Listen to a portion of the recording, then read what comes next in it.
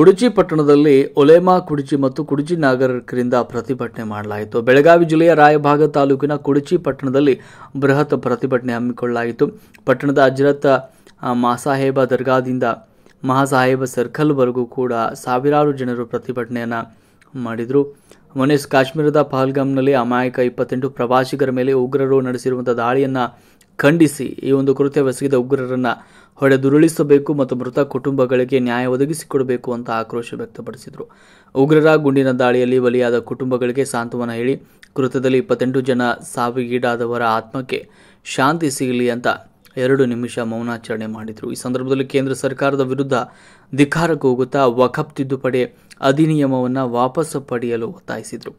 ಹಜರತ್ ಮಾಸಾಹೇಬ ಸರ್ಕಲ್ನಲ್ಲಿ ಸಾವಿರಾರು ಜನರು ಬ್ಯಾನರ್ಗಳನ್ನು ಹಿಡಿದು ಮಾನವ ಸರಪಳಿ ನಿರ್ಮಿಸಿ ಕೇಂದ್ರ ಸರ್ಕಾರದ ವಿರುದ್ಧ ಧಿಕ್ಕಾರ ಕೂಗಿ ಕೇಂದ್ರ ಸರ್ಕಾರವು ವಖಫ್ ಸ್ಥಿತಿಗಳಿಂದ ಸುಧಾರಣೆ ನೆಪದಲ್ಲಿ ವಖಫ್ ವ್ಯವಸ್ಥೆಯನ್ನು ಪ್ರಯೋಜನಗಳನ್ನು ಕಸಿದುಕೊಳ್ಳುವ ಹುನ್ನಾರ ನಡೆಸಿದೆ ಅಂತ ಆಕ್ರೋಶವನ್ನು ವ್ಯಕ್ತಪಡಿಸಲಾಯಿತು. ಜೊತೆಗೆ ಈ ಒಂದು ಸರ್ಕಾರದ ಕಾಯ್ದೆ ಕೂಡಲೇ ಹಿಂಪಡೆಯಬೇಕು ಅಂತ ಕುಡಚಿ ಉಪತಹಶೀಲ್ದಾರ್ ಶಾಂತವೀರ ದೊಡ್ಡಮನಿಯವರ ಮೂಲಕ ರಾಷ್ಟ್ರಪತಿಗಳಿಗೆ ಮನವಿಯನ್ನು ಮಾಡಿದರು.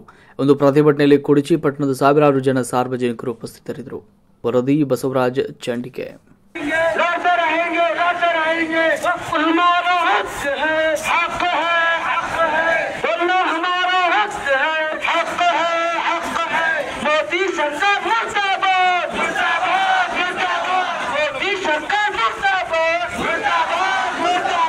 बीजेपी का नारा झूठा है, झूठा है, झूठा है, सबका साथ दिखावा है, दिखावा है, दिखावा है।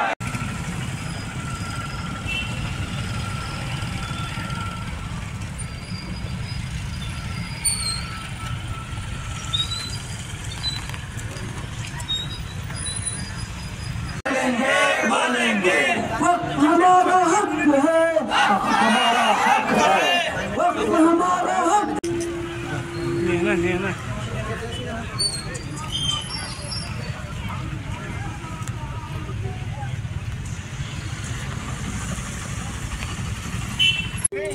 जिस काम के लिए आए वो काम न बिगड़े, जिस काम के लिए आए वो काम न बिगड़े, से मगर इस्लाम न बिगड़े। अगर खामोश रहता हूँ, अगर बोलता हूँ तो मजा उल्फत का जाता है, अगर खामोश रहता हूँ हमारे मुल्क का कानून ऐसा ही है। तो इसलिए हम सबसे पहले जो कश्मीर में वाकया पेश आया उस पर हमारे हजरत मौलाना अब्दुल कय्यूम साहब चंद पल में उसकी मजम्मत फरमाएंगे। अल्हम्दुलिल्लाह रब्बिल आलमीन बन जाएगी। 6 महीने के अंदर 1 साल के अंदर रजिस्टर नहीं कराया जाएगा, वो हुकूमत उस पर कब्जा करेगी, वो हुकूमत की जमीन होगी। क्यों में हुकूमत फकीर है, क्यों में हुकूमत के पास क्या जमीनें कम है, ये हमारे बैतुल माल है, ये क़यामत तक वक्फ रहेगी। और एक तरमीम लगाई गई कि वक्फ करने वाला अगर कोई जबानी वक्फ करता है तो वक्फ नहीं माना जाएगा। ये कानून और संविधान और आर्टिकल 14 से लेकर आर्टिकल 13 के मुखालिफत करता है। आर्टिकल 25 कहता है हमें बोलने की आजादी है, रिलीजन ऑफ थॉट की आजादी है, हमें राय रखने की आजादी है, अपने धर्म पर मेरा मुकम्मल चलने की आजादी है, हमारे धर्म को दावत देने की आजादी है। तो ये हुक्म सिर्फ मुसलमानों के खिलाफ नहीं। मेरे दलित भाइयों, मेरे हिंदू भाइयों, समझ लो, आज अगर मुसलमान पर हमला हुआ है उसके बाद सिख प्रॉपर्टी पर आएगा, उसके बाद ईसाई प्रॉपर्टी पर आएगा, उसके बाद दलित तो 1000 साल से मर रहे हैं, कट रहे हैं, हर एक की बारी आएगी, हर एक तक आग पहुंचेगी। और बिल पास हो रहा है उसमें और सुन लो, और बहुत सारे 40 तरमीमात है, ये मसला टलने वाला नहीं है। मुस्लिम पर सलाह ने कहा है कि और हुकूमत की तानाशाही देखें, जो वक्त के लिए प्रोटेस्ट कर रहा है, जो वक्त के लिए लड़ रहा है, उन्हें उठा कर जेलों में डाला जा रहा है, फेक केस बनाया जा रहा है। क्या हिंदुस्तान में बोलने की आजादी नहीं है? क्या हिंदुस्तान तानाशाह बन गया है? क्या हिंदुस्तान किसी धर्म को मानने वाला बन गया है? एक और तरमीम सुन लो, उस तरमीम में लाया गया है मुसलमानों को तोड़ा गया है।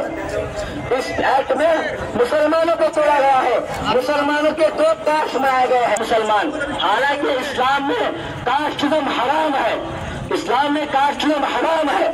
इस्लाम में मुसलमान, हर एक मुसलमान बराबर का है। सब मुसलमान भाई भाई हैं, कोई अपर कास्ट नहीं, कोई लोअर कास्ट नहीं। ये ब्राह्मणवाद के तहत मुसलमानों को ये बांटा जा रहा है। मुसलमानों को कटना नहीं है, मुसलमानों को कटना नहीं है, मुसलमानों आवाम तानी है। और एक आखिरी बात करके मैं अपनी बात खत्म करता हूँ। जमहूरी मुल्क है में वफ़ के ताल्लुक से माँ साहिबा दरगाह से माँ साहिबा सरकार तक बड़ी रैली और प्रोटेस्ट का प्रोग्राम किया गया और उसका जो मकसद था वो सिर्फ और सिर्फ हुकूमत को ये बताना था कि हम वक्फ बिल के खिलाफ हैं, वक्फ एक्ट के खिलाफ है। हम किसी भी ऐसी चीज़ के खिलाफ हैं जो चीज़ संविधान के खिलाफ अगर आप लाएंगे वो हम पर थोपने की कोशिश करेंगे। हम उसके खिलाफ शुरू करेंगे, रास्ते का इख्तियार करेंगे, सुप्रीम कोर्ट का इख्तियार करेंगे और केस करेंगे, कानूनी तौर पर लड़ेंगे, मैदानी तौर पर लड़ेंगे। आप हमें इस तरह संविधान के खिलाफ कोई काला कानून थोप नहीं सकते। आप हुकूमत की एक दोगलापन देखें, हुकूमत का झूठ कितना साफ हो गया। हुकूमत ये कह रही थी कि ये मुसलमानों के लिए क्या है, एक फ़ायदेमंद है, वक्त से मुसलमानों को नुकसान हो रहा है, ये एक्ट लाकर मुसलमानों को फ़ायदा पहुंचाएंगे। सरासर झूठ बोल रही है, सरासर हुकूमत इस पर दगाबाजी कर रही है।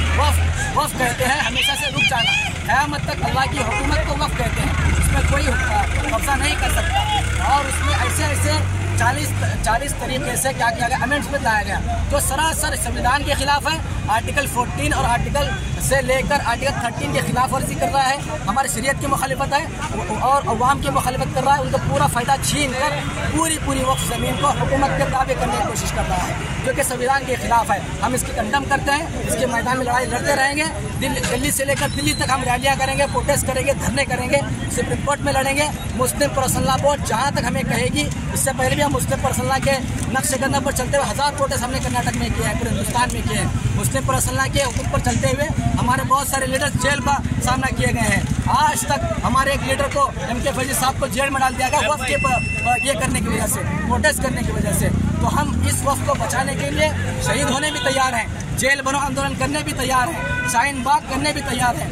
हर मुमकिन कोशिश जो हमसे हो सकती है, जो संविधान हमें हक देता है, वो हर तरीके से हम करके इस वक्फ बिल को रोकेंगे, चाहे उसके लिए हमें कुछ भी कुर्बानी देनी पड़े। तुम्हारा नाम? मेरा नाम वसीउल्लाह।